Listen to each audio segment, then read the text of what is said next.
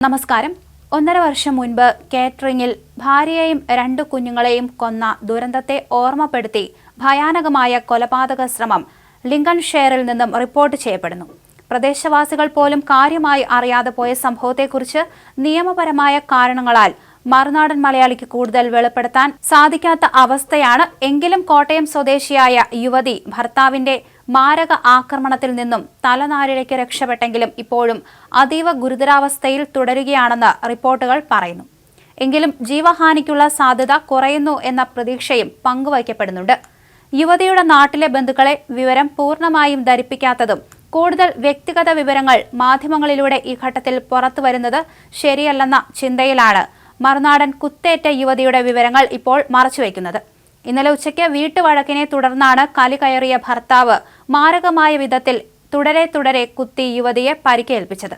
ആന്തരിക അവയവങ്ങൾക്ക് വരെ മുറിവേൽക്കുന്ന ആഴത്തിലുള്ള മുറിവാണ് യുവതിക്ക് ഏറ്റിരിക്കുന്നത്.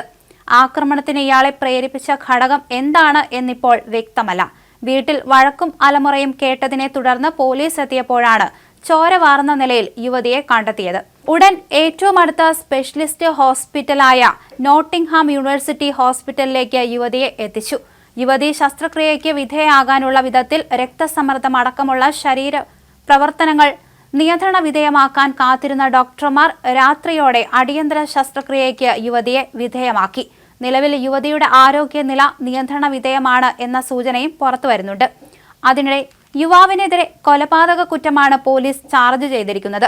ഇയാളെ ഇന്ന് രാവിലെ ചോദ്യം ചെയ്യാൻ തയ്യാറാവുകയാണ് ലിങ്കൺ പോലീസ്. ഇന്നലെ അറസ്റ്റ് ചെയ്ത ഇയാളെ ചോദ്യം ചെയ്യലിന് വിധേയനാക്കാൻ പറ്റുന്ന സാഹചര്യമായിരുന്നില്ല. ചോദ്യം ചെയ്യലിനെ തുടർന്ന് ഇന്നോ നാളെയോ കോടതിയിൽ ഹാജരാക്കും എന്നാണ് ഇപ്പോൾ അറിയാനാകുന്നത്. കോടതി ഇയാളെ നേരെ റിമാൻഡ് ചെയ്യുന്ന വിധം ഗൗരവമുള്ള വകുപ്പുകളാണ് ചാർജ് ഷീറ്റിൽ പോലീസ് ഉൾപ്പെടുത്തുന്നത് എന്ന സൂചനയുണ്ട്. അതിനാൽ കേസ് വിചാരണ നടക്കും വരെ ഇയാൾ പുറം ലോകം കാണാനുള്ള സാധ്യതയും വിരളമാണ്. യുവതിയുടെ ഉറ്റ ബന്ധുക്കൾ UK-യിലുണ്ടെന്നാണ് ഇപ്പോൾ ലഭിക്കുന്ന പ്രാഥമികമായ വിവരം. എങ്കിലും അതിൽ സ്ഥിരീകരണം ലഭിക്കാനുണ്ട്. UK-യിൽ മലയാളികൾക്കിടയിൽ വർദ്ധിച്ചു വരുന്ന ഗാർഹിക പീഡനത്തിൽ ഏറ്റവും ഒടുവിൽ റിപ്പോർട്ട് ചെയ്യപ്പെടുന്ന ഈ സംഭവത്തിൽ ഭാഗ്യത്തിന്റെ ഇടപെടലിൽ മാത്രമാണ് യുവതിയുടെ ജീവന് ഒന്നും സംഭവിക്കാതിരുന്നത്.